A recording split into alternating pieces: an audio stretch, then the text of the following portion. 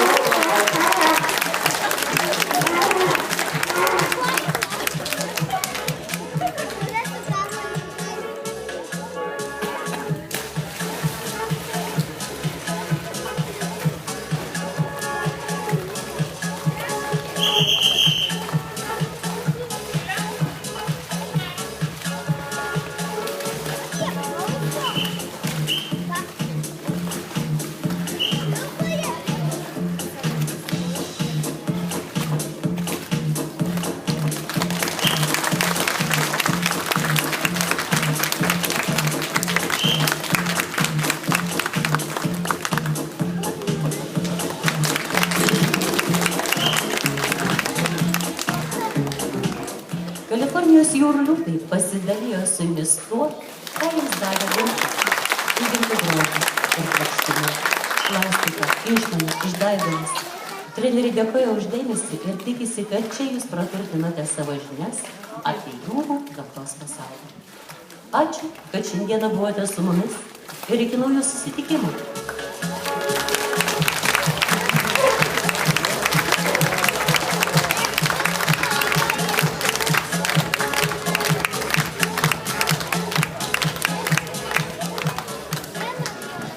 Mes kviečiame jūs nusifotografuoti kartu su mūsų gyvūnais. Fotografas jūsų paslaugom.